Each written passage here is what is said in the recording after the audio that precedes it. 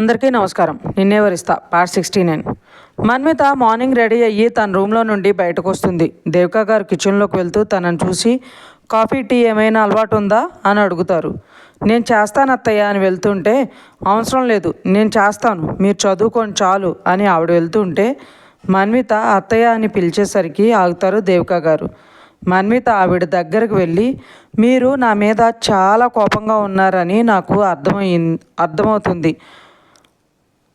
నాకు ఎందుకు అనేది తెలీదు, కానీ ఒకటి మాత్రం చెప్పగలను, మీ అబ్బాయిని మీ నుండి దూరం చేయను అంటుంది మన్మిత.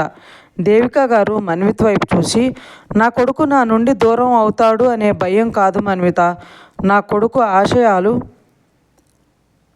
ఎక్కడ దూరం అవుతాయో అని భయం. ఇంత చిన్న వయసులో పెళ్లి చేసుకుని బాధ్యతలు తీసుకుని వాడు అనుకున్న లక్ష్యం ఎక్కడ వాడి నుండి దూరం అయిపోతుందో అని బాధ. ఒక్క కొడుకు పెళ్ళిని కూడా అందరికీ తెలిసేలా అంగరంగ వైభవంగా చేసుకోలేకుండా అనే బాధ. కానీ వాళ్ళ ఇష్టానికి ప్రేమకి మేమెప్పుడూ అడ్డు అవ్వాలని అనుకోలేదు. అందుకే ఇష్టం లేకపోయినా ఈ పెళ్ళికి ఒప్పుకోవాల్సి వచ్చింది అని అక్కడి నుండి వెళ్ళిపోతారు. మన్మిత వెళుతున్న దేవిక గారిని చూస్తూ, మీ అబ్బాయి లక్ష్యానికి నేను ఎప్పుడు అడ్డురానత్తయ్య. మా అక్క జీవితంలో సంతోషాన్ని తీసుకురావడం కోసం మీ అబ్బాయి జీవితంలోకి అడుగుపెట్టాను. చిన్నప్పటి నుండి అది మా కోసం చాలా కష్టపడింది. నా కోసం దాని ఇష్టాలను కూడా వదులుకొని ప్రతీదీ నాకు నచ్చేలా చేసింది. దాంతో ఎప్పుడు నేను ప్రేమగా మాట్లాడింది లేదు. ఎందుకంటే అది నాకు సొంత అక్క కాదు అన్న నిజం దానికి తెలిసిన రోజున నాతో అంతే ప్రేమగా అది ఉండలేదు. అందుకే ముందు నుండే తననే దూరం పెడుతూ వచ్చాను. నిజం తెలిసిన రోజు అది ఏ బాధ పడకూడదు అని. అలాంటిది ఇప్పుడు మీ పెద్ద కొడుకు తన జీవితంలోకి వచ్చి అది ఎంతగానో ఇష్టపడే వంశభావనే తనకే దూరం చేశాడు. మా కోసం అన్నీ వదులుకున్న దానికోసం నేను ఈ మాత్రం చేయలేనా అనిపించింది. మీ చిన్న కొడుకు చేతుల్లో నా జీవితం నాశనం అయిపోతే మీ పెద్ద కొడుకు వల్ల నా అక్క జీవితంలో సంతోషం అనేదే దూరం అయిపోయింది. మీ పెద్ద కొడుకు చేసిన తప్పుకి శిక్ష వేసి నా అక్క ప్రేమించిన వంశుని తనకు దగ్గర చేసి తన కళ్ళల్లో సంతోషం చూసి మీ ఇంటి నుండి మీ కొడుకు జీవితంలో నుండి శాశ్వతంగా వెళ్ళిపోతాను అత్తయ్య అనుకుంటుంది మన్మిత. మన్మిత రూమ్కి వచ్చి రెడీ అవుతుంటే వేద్ వచ్చి తలుపు కొడతాడు. మన్మిత డోర్ ఓపెన్ చేయగానే, నేను కాలేజ్కి వెళ్తున్నాను మన్వి, నువ్వు కూడా వస్తావేమో అని అడగడానికి వచ్చాను అంటాడు వేద్. మన్విత ఆలోచించి, నాకు ఈ ఏరియా ఐడియా లేదు కాబట్టి నన్ను బస్ స్టాప్ వరకు డ్రాప్ చేస్తే చాలు అని డోర్ వేయబోతుంటే, మన్వి హాస్పిటల్కి వెళ్దాం ప్లీజ్, కన్ఫామ్ అయితే కేర్ తీసుకోవచ్చు, బేబీ గ్రోత్ బాగుండాలి కదా అంటాడు వేదు. నేను టెస్ట్ చేయించుకోవాలి అంతేగా, ఈరోజే వెళ్తాను అంటుంది మన్వి. వేదు బాధగా, దేనికి నా అవసరం నీకు లేదు అని ప్రూవ్ చేస్తున్నావా మన్వి అంటాడు. అలానే అనుకో, తప్పక నిన్ను పెళ్లి చేసుకున్నానే కానీ నిన్ను ఇష్టపడి మాత్రం కాదు అంటుంది. నువ్వెలా చేసుకున్నా నాకు నీ మీద ఉన్న ప్రేమ మాత్రం తగ్గిపోదు మన్వి. నువ్వు నమ్మినా నమ్మకపోయినా ఆ రోజు ఏం జరిగిందో ఎలా జరిగిందో నాకేం తెలియదు మన్వి. నేను ప్రేమించిన అమ్మాయిగా ఉన్నప్పుడే నీ చెయ్యి వదలలేదు. నువ్వు అసహించుకుంటున్నా నీ చుట్టూ తిరిగాను. అలాంటిది ఇప్పుడు నా భార్యవి మన్వి. నువ్వేం చేసినా నీ చెయ్యి వదులుతాను అని ఎలా అనుకుంటున్నావు? త్వరగా రెడీ అయ్యిరా అనేసి నవ్వుతూ అక్కడి నుండి వెళ్ళిపోతాడు వేద్. మన్మిత చిరాకుగా డోర్ వేసుకుని, ప్రేమ అదొకటే తక్కువ, అన్న తమ్ముళ్ళు ఇద్దరు కలిపి ఆ ప్రేమనే మోసం చేశారు అని తిట్టుకుంటూ రెడీ అవుతూ ఉంటుంది. తర్వాత ఇద్దరూ కలిసి కాలేజ్కి వెళ్తున్నామని చెప్పి స్టార్ట్ అవుతారు. వేదు బైక్ తీసుకుని వస్తాడు. మన్మిత తనని పైనుండి కింద వరకు చూసి, ఏంటి బైక్ తెచ్చావు అంటుంది.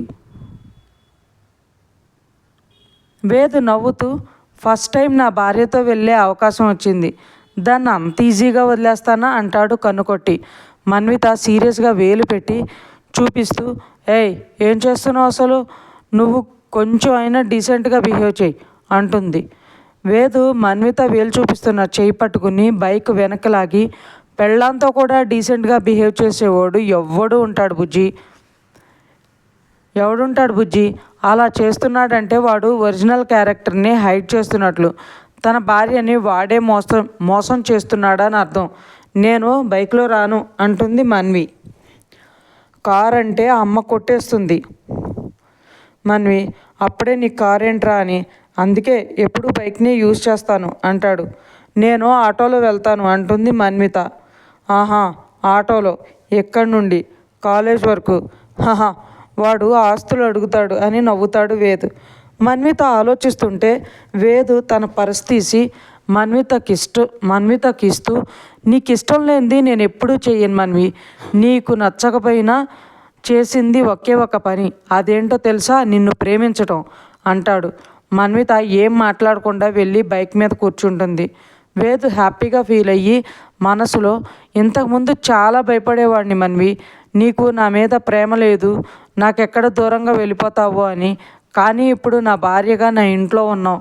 ఈరోజు కాకపోతే ఏదో ఒకరోజు నా ప్రేమను అర్థం చేసుకుని నాకు దగ్గరవుతావు అనే నమ్మకం, ధైర్యం రెండూ ఉన్నాయి అనుకుంటాడు.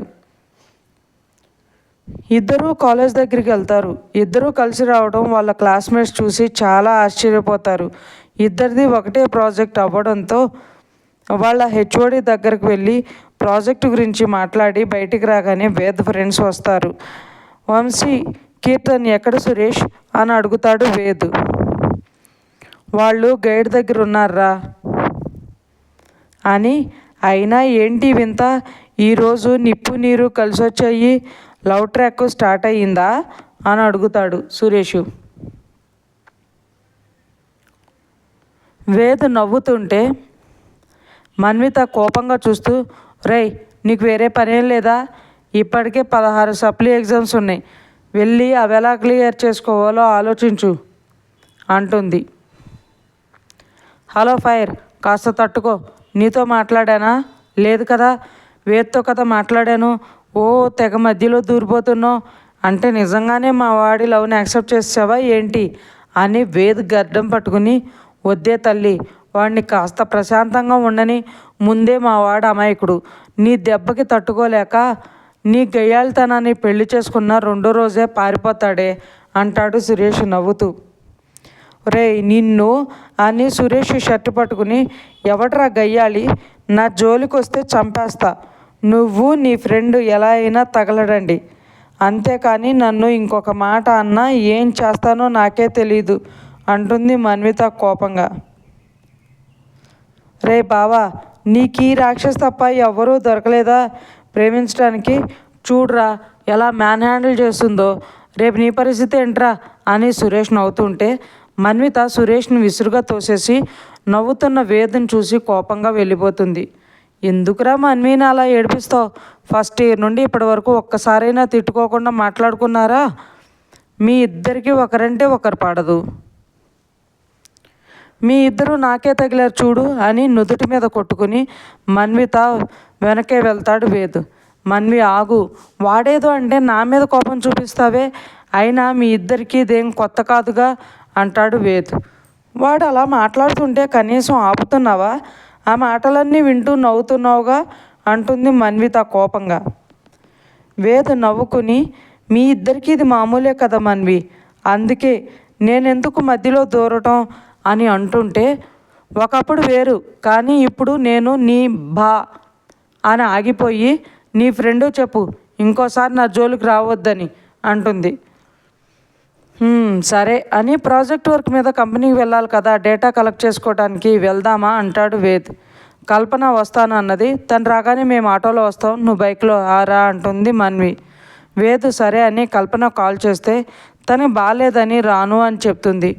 ఇక చేసేది ఏం లేక మన్విత మళ్ళీ వేద్తో పాటు బైక్లో వెళ్తుంది. ఆద్విక్ జాగ్రత్తగా వెళ్ళమని అన్వికకి చెప్పి గాయత్రి ఇంట్లోకి వెళ్తాడు. అప్పటికే గాయత్రి అక్కడి నుండి వెళ్ళిపోవడానికి బట్టలు సర్దుతూ ఉంటుంది. హలో మేడం, సర్దింది చాలు కానీ వచ్చి కూర్చో అంటాడు సీరియస్గా. అప్పటి వరకు ఆద్విక్ వచ్చింది చూడని గాయత్రి భయపడి, సార్ ఇందులో నా తప్పేం లేదు సార్, నా భర్త చేయమంటే చేశాను అంటుంది. ఓహో, నీ భర్త చెప్తే నీ పెళ్ళయిందన్న విషయం కూడా మర్చిపోయి పరాయి మగాడు పక్కన పడుకుంటావా? ఏం జరగకుండానే అన్నీ జరిగిపోయాయి అని నీకు నాకు పెళ్ళయిందని కూడా చెప్పేస్తావా అంటాడు ఆద్విక్. గాయత్రి ఏడుస్తూ, నేనేమీ కావాలని చేయలేదు సార్, తప్పక చేయాల్సి వచ్చింది అంటుంది. తప్పు చేసిన ప్రతి ఒక్కరూ చెప్పే సమాధానం ఇదే, తప్పక మనసొప్పక అని సినిమా డైలాగ్స్ మళ్ళీ అంటాడు ఆద్విక్ చిరాకుగా. గాయత్రి ఏం మాట్లాడకుండా తలదించుకుని ఉంటే, మౌనం సమాధానం కాదు, అసలు ఎందుకు ఇలా చేసావు, ఎవరు చేయమన్నారు అని అడుగుతాడు గట్టిగా. అది మీ తమ్ముడు చేయమన్నాడు సార్ అని చెప్తుంది గాయత్రి. వాట్, నువ్వు తప్పించుకోవడానికి తప్పు నా తమ్ముడి మీద తోస్తున్నావా? నేను కూల్గా మాట్లాడుతున్నా కదా అని నువ్వేం చెప్పినా నమ్మేస్తాను అనుకున్నావా? ఎక్కువ చేస్తే నిన్ను నీ మొగుడిని ఇద్దరిని ఓచలు లెక్క పెట్టిస్తా అంటాడు ఆద్విక్ కోపంగా. నేనేమీ లేనివి చెప్పడం లేదు సార్, మీ తమ్ముడు గురించి మీకు మంచి అభిప్రాయం ఉండొచ్చు, కానీ వాడు ఎలాంటి వాడు అంటుండగానే గాయత్రి చెంప పగులుతుంది. జస్ట్ షడప్, ఇంకొక మాట నా తమ్ముడు గురించి రెస్పెక్ట్ లేకుండా తప్పుగా మాట్లాడితే నా రియాక్షన్ ఇలానే ఉంటుంది అంటాడు ఆద్విక్.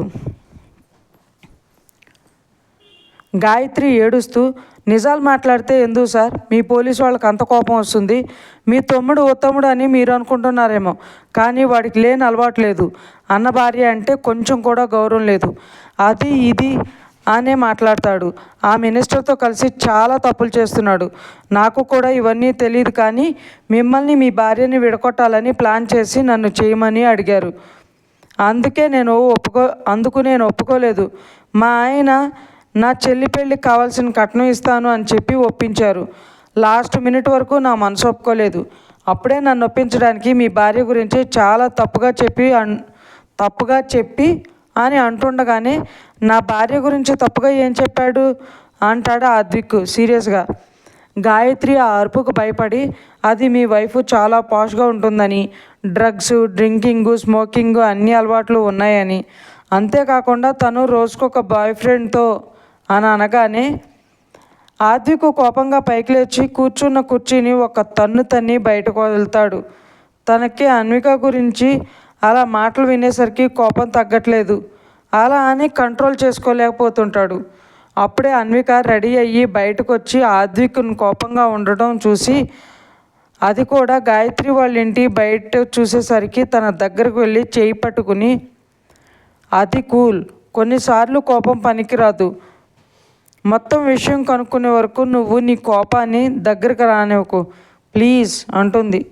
ఆద్విక్ అన్వికని గట్టిగా హక్ చేసుకుని మనసులో, ఎలా ఉండమంటావే, నీ గురించి చాలా తప్పుగా మాట్లాడుతుంటే నన్ను నేను కంట్రోల్ చేసుకోలేకున్నా, నువ్వేంటో తెలియక ముందు కూడా నీ గురించి నేను ఎప్పుడు తప్పుగా ఆలోచించుకోలేదే, అలాంటిది ఈరోజు ఎవడో ఒక చెత్త విధవ నీ గురించి తప్పుగా మాట్లాడాడంటే చాలా కోపం వస్తుంది అనుకుంటూ ఉంటాడు.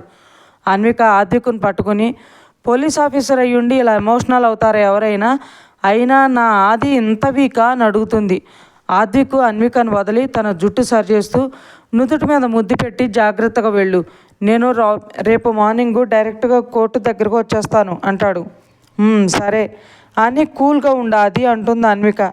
ఆద్విక్ నవ్వి సరే అని రమణ అని పిలిచి, మేడం జాగ్రత్త, తన్నే ఒక్కదాన్ని వదలకు, మావయ్య కూడా ఊర్లో లేరు అని చెప్తాడు. తప్పకుండా సార్, జాగ్రత్తగా ఉంటాను, మీరు అంతగా చెప్పాలా అంటాడు రమణ. ఆద్విక్ బాయ్ బంగారం అని చెప్తాడు. అన్విక బాయ అది అని వెళ్తూ వెనక్కొచ్చి, నువ్వేం తెలుసుకున్నా ఎక్కువ ఆవేశపడకాది, కూల్గా ఆలోచించి డెసిషన్ తీసుకో అంటుంది. ఆద్విక్ అన్విక వైపు చూస్తూ, అంటే నీ ముందే తెలుసా ఇదంతా అంటాడా ఆశ్చర్యంగా. అన్విక ఏం చెప్పకుండా బీ కూల్ అది అని వెళ్ళిపోతుంది. ఇంకా ఉంది ఫ్రెండ్స్, మీకు ఈ స్టోరీ నచ్చినట్లయితే లైక్ చేయండి, సబ్స్క్రైబ్ చేయండి. ఇంతలా ఆదరిస్తున్నందుకు థ్యాంక్ యూ సో మచ్.